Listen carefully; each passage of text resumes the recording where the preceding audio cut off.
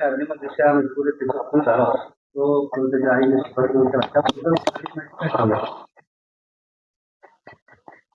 Police station Shillegaon हद्दीत शहानवाजपूर येथे 26 जानेवारी 2026ला सायंकाळी 4:30 ते 5 वाजण्याच्या सुमारास आम्हाला माहिती मिळाली की एका विहिरीत प्रेत तरंगत आहे. म्हणून आम्ही त्या ठिकाणी जाऊन पाहिले असता एका पन्नीमध्ये प्रेत गुंडाळून टाकलेलं होतं.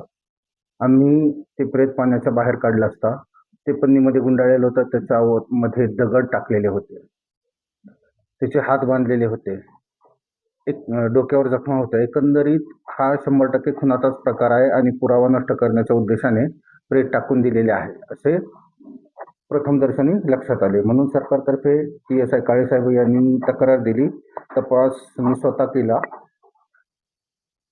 सदरचे प्रेत हे अनोळखी व्यक्तीचे असल्यामुळे आम्ही परिसरातील आजूबाजूच्या पोलीस स्टेशनच्या हद्दीत, आजूबाजूच्या जिल्ह्याच्या हद्दीत ज्या काही मिसिंग व्यक्ती आहेत त्यांच्याबरोबर त्या प्रेताची तुलना केली. नंतर आम्हाला असं समजलं की एक बुर्जी वागलगाव येथे संजय सुलाने नावाचा व्यक्ती हा मिसिंग आहे, मात्र घरच्यांनी त्याच्या मिसिंगची तक्रार दिलेली नाही.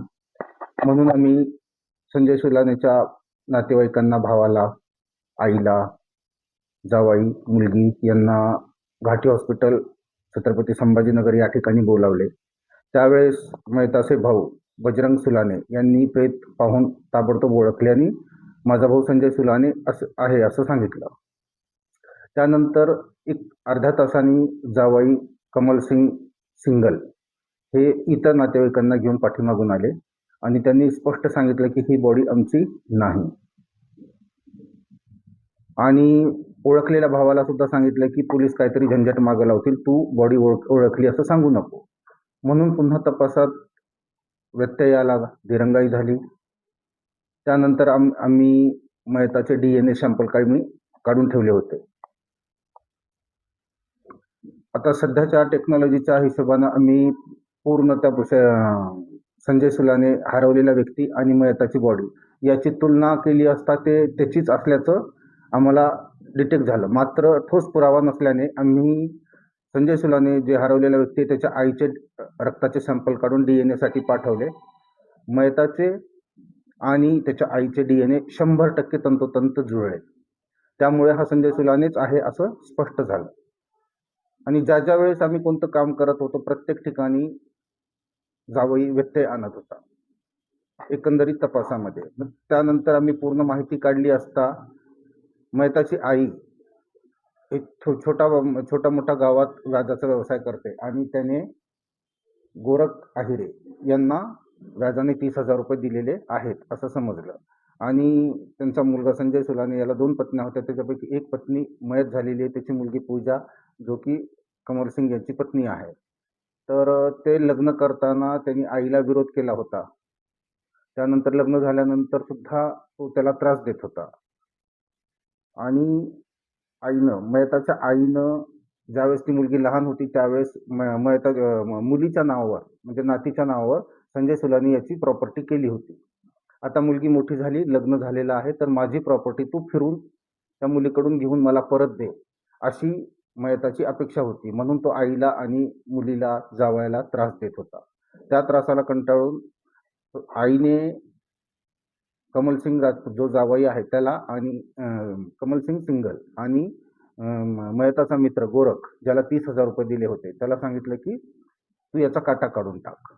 त्या दृष्टीनं गोरख याने अगोदर नाही म्हटला, त्यानंतर पुन्हा तो त्या गोष्टीला तयार झाला. कारण की पुन्हा मी 50,000 रुपये वरून देईन तुला, पहिले 30,000 रुपये तुझे माफ असं सांगितल्यामुळं आणि त्याच्या पण मुलाचं ह्या 20-25 तारखेला लग्न आहे, तर त्या दृष्टीनं त्याला पैशाची आवश्यकता असल्यामुळं तो त्या गोष्टीला तयार झाला.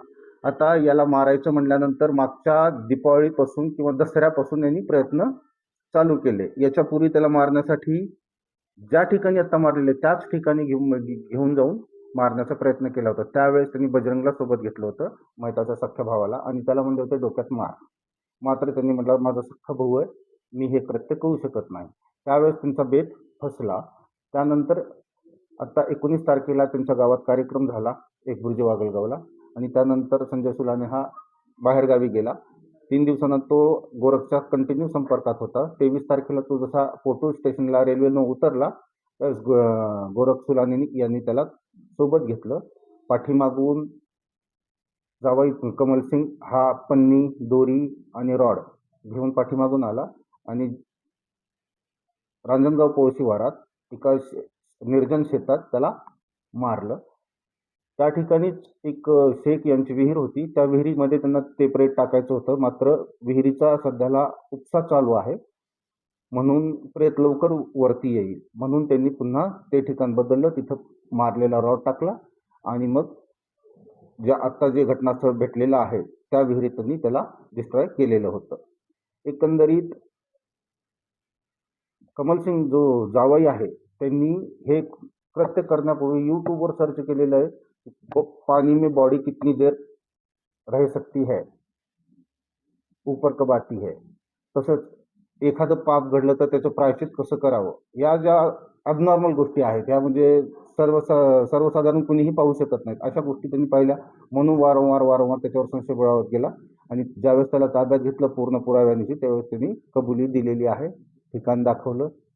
अशा पद्धतीनं गुन्ह्याचा उकल करण्यात आलेली आहे.